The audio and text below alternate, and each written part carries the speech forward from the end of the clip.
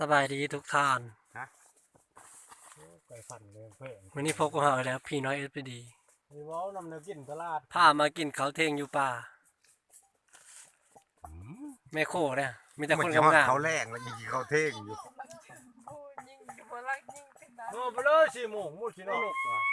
หลังจากเฮ็ดเวยเฮ็ดงานนะครับพักผ่อนทากินเขาว ซึ่งแล้วสั่ง เจ็ดไปเลยนี่ นี่แต่มูก็จะมาทำดิน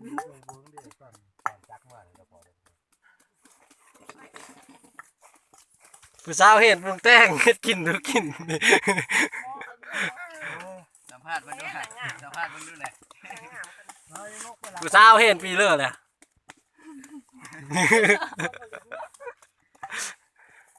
สิแซ่บอยู่บ่ต่ำเลย โอ้กลายว่าเสียเลโซ่คนนี้ โอ้ขึ้นว่าเลโคก ยันมาได้ล่างมันเรียกก็กระดานมาได้ล่างเลยล่ะโอ้ยจักมาเล่นเชื่อนะมันจะมีบ่มันอ่ะอย่างมันว่า เอ้ยคือสิแซ่บเว้ยต่ำหุ่ง เพิ่มมาแม่คือคนเห็นเลยนะมันเลินใช่ปะ จัก ใครได้แดงกูนู่น นี่เลยลำบากก็ดีเว้ยทาง6 มันโทษสิมันค่ะ อย่าง5 มาเบิ้งสิซิมใส่ซิมอยู่แล้ว นั่นเองข้างนอกพอปะ โอ้ย พอแล้วนะ เขาบอกว่า ไม่ใช่ใจอีกบอก เราถือหมดถือเลย มันยังวาง คงว่าแต่แท้ มั มัน น คื ล อง บ่มีน้ำฮะมันคือบ่มีน้ำ ซิมก่อน มีน้ำลายมึงตำบ่มีน้ำเองมึง ตำมะฮุ่งตำมะฮุ่ง ตำมาห้องก็ดูเดือดขนาดมันแดงครบคือสิเพชรกูบ่พอน้ำอ่ะครึ่งกระชาบยาแพงคักคน ซิมแล้วเนาะบูรสชาติเลย จ้างมันจะแล้วบ่น้ำคือ มันเป็นกรอบๆกรอบ สร้างก็ต้องยันตะมุกมาอิ่มแล้ววะ ต้นหนก เอามาใส่น้ำก้อยใส่น้ำ ใส่ของเขาเริ่มแต่ใส่เขากินพิซ ซา ซ่า ตะมุกใส่น้ำยันตะได้อิ่ม ๆใช่ป่ะซิมเองตามใช่ป่ะ ทำไรพี่น้องทำไร เอาอะไรพิซซ่าพิซซ่าเดี๋ยวว่าอีกไว้น้ำตำหู ตำมะฮุ่งอยู่โซนนี่เขาไม่ได้ตำเสื้อโคกได้บ้านที่ขอต ตำเสื้อกะละมัง ำตำเสื้อซ้ำบ้านที่ขอพากันตำเสื้อซ้ มันเป็นจืดๆชืดๆแบบลักษณะแบบประเภทอาหารกันเป็น มึง แบบ ใช้ จื เงิ ด น30 พันมาคิดเนาะ โอ้ยจีโตก็เว้าเกินไปลูกก็ใช้เงิน10,000ต่อทิศ โอ้ไอ้แฮม ที่ทำไมเขาบ่ไล่ มึงเมาจะท่ายแล้วก็ซี่มึงตีมึงเอ็ด โอ้โว้ย ำซิมเลยเด้ นี่เขาบอกให้สิมันก็ทุกข์ เอา เอ้ยพวกนี้ เอาซิม นี่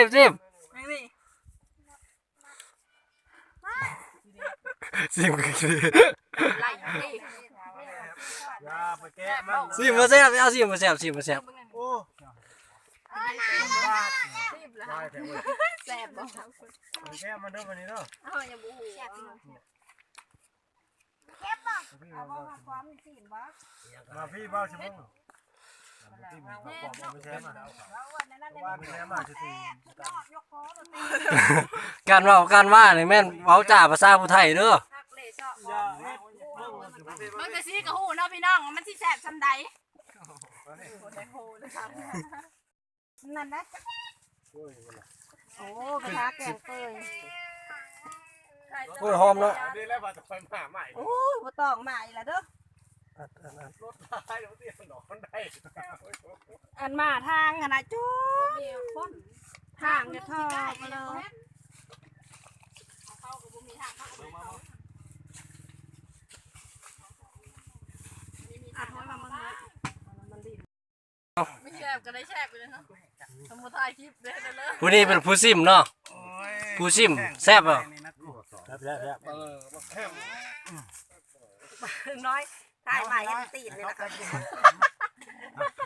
โอ้มาโยวันตีนจะดอก ร้อนมันนะว่าชอบตีนเนี่ย สบตีน เอานางมาเชิญได้น้ำมาเชิญได้ผักหอมนี่ลูกว่าง ต้มไก่ตำมะฮุ่ง แล้วรู้ป่ะนี่ สดเบิ่ง ผักหอมโหยลูก บูน้ำจุบที่เรื่องทองพี่น้อง คือน้ำเบรคือทอดเบรได้บ่เห็นอันนี้ เช็ดแจ่วอีกบ่นี่ ไก่ฟังไก่ฟัง ป้าจะแจ่ว แซ่บเทพเสื้อกับไก่อบป้างของโบราณอยู่นะ ไก่อบข้างละ จนหมอมันกินหมอน โอ้นะผมว่าไปเบิ่ง บ่เป็นเบลอดอกบ่ ตักหน้ามันนี่ น้องคันไม่เอาหินไปเชื่อว่าก็ฟุ้งกันนะเว้ย ใช่ไหมชิปคำมือนี่ ในผมล้นกัน นี่ภาพบรรยากาศอยู่ในให้อยู่ในโซนกินข้าวป่ามาห้าลกมันตามภาษาบ้านนอกของพวกเขา เชื่อหลัก โอ้ยขับรถฟ้าเลยเธอเลี้ยวก็แล้วเด้อ ไป จ้ารถเลี้ยวสิไปหมด ผู้ชาวเคลื่อนกอง ก็คือว่าอยู่ในหัวตาคนหมู่ก็คือดีเนาะเป็นคนละหนึ่งเป็นคนคนร้ายเขาบอกหัวตา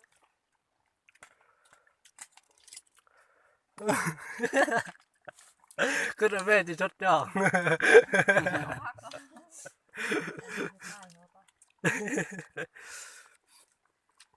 ไม่ ไก่ ตายหรอก บั แม่ ก ง แกงไก่บักโซฟี่บักใต้กับใต้ฟาดลำหูไอแฮมแฮกกระเต็กแล้ว เอาไปก็มาแล้วหลุดอ่อนเร็ว กูบ่าวรออยู่ที่ดง ผู้เชี่ยวชาญด้านป่าไม้ ผู้เจ้าสารเนี่ยผู้นี้แหละพาไปหานูมันพาไปเชื่อกับ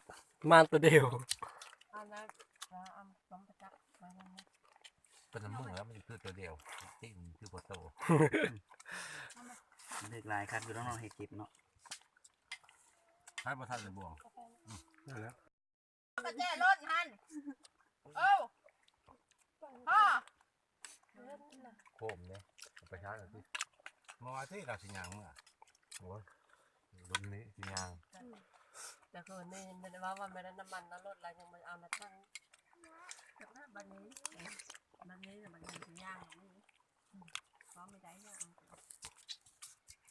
มาทำอิสลามมาทันจะจับรถคันนี้แล้วก็เนี่ยเราจับไปได้เลยจับเลย เอาได้เธอเราขี้คันย่างที่ คนขาดน้ำกระบอกใส่ ถอกมันหมอได้ไหม มาใช้โทษตัวนี้ว่าสิกินมันหอน เป้าบ่เลย เย็นพูด เย็นบ่ คอยดันเนาะนี่นะยังไม่ลายนั่นแหละไปเอ็งด้วยดวงคือสมุนดวงบ่มักสมไก่บ่ตอนไก่ไอ้ดวงบ่มักเนาะจังไรก็ไอ้มากินซ้ำจังไรก็ว่าไอ้ดวงมักจำแจ้วแล้ว แล้วก็จำตัวแจ้วอ่ะติ ไอ้เราร้องร้อนนั่นเราก็ไม่ห้ากินกับจำมาแต่แจ้วนี่เนาะน้ำมาจากลายนั่นเป็นนิทานเลยเนาะว่าเรานิทานมันฮอด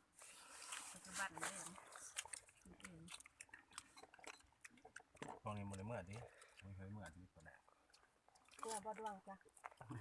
โคตรไปเหือจะเมื่อบ่มือแรง จบ ถ้าคนจะเมื่อ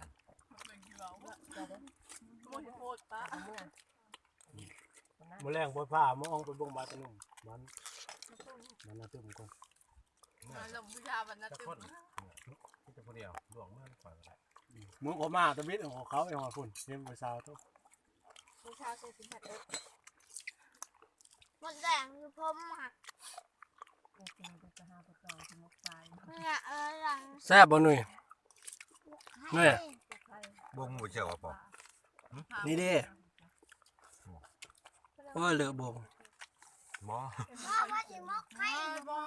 จะโดนกับรีวิวในที่อาหารมันจะได้ สั่งเขาอยู่ม่วนอยู่บนอยู่มันคิดแฟนเบอร์น้ำมัน เบิ่งไปกินไปเนาะกี่คันเว้า แล้วก็ประจัดเอาเลย อืม ตัวเจ้าบอกว่ากับเจ้าก็ใช้เสียงประสานเนาะ เชียงย้ำกับแบบเขาบอกเขาเอ็ดนักกินลงเฮ้ยขวบ เว้าไกลๆใหม่เนาะ เอาแบบกล้วยยำบ่ กินมากไส้โอ้ความแซ่บ มกไข่เห็นไข่ที่มกไข่ใส่ ไก่ มุกคือเด้อ มุกกินเนาะไม่ใบพวกอะไร มกแล้วก็ไป มกแล้วเอาไปตึกเบ็ดหวานเนื้อปลากิน ไก่ก็ห้าว สดน้ำต้มไก่ กินปลามีเพิ่นมาอยู่นี่ก็ดำๆเมื่อให้เฮา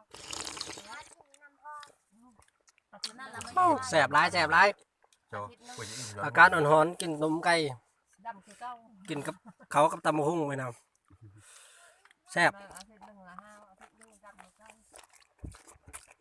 สุดท้ายก็ขอยอดไลค์ยอดวิวเลยนี่ กดพากดไลค์กดแชร์เนี่ยกดซับสไครต์กดกระดิ่งนำเพื่อจะบริพลาดการแจ้งเตือนหรือว่า ตัวเอากดแป้งติด กดแป้งภาษาที่เขาเอิ้นกดแป้ง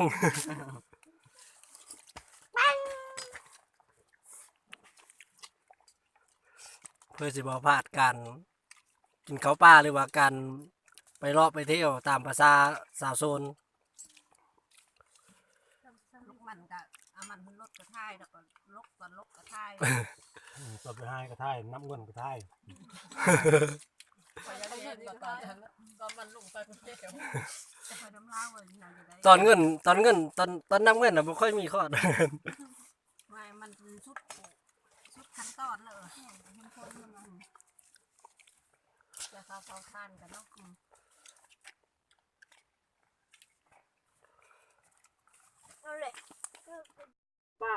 บักแคมไก่ตำบักหุ่ง น้อง ตำแก้ว ไก่ตัว เด้อน้องไก่ กินต้มน้องไก่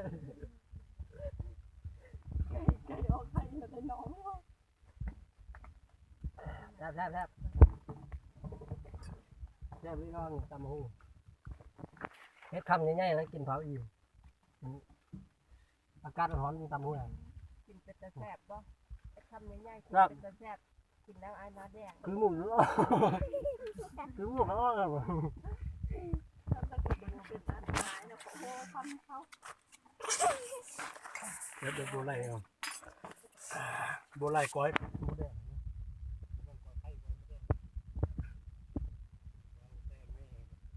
เป็ดแล้วไปยกความได้พวกผมหมดแค่นี้เราได้ตำหูกูเจ้าตำเจ้าเนาะเจ้าดูเจ้าดู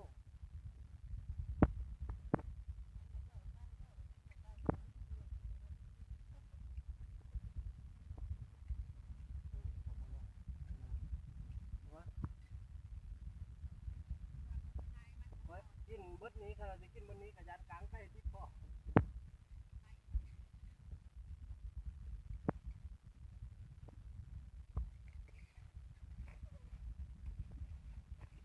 สุดยอดพี่น้องสุดยอด อ่านมาเท่าไหร่แจ๋วเลย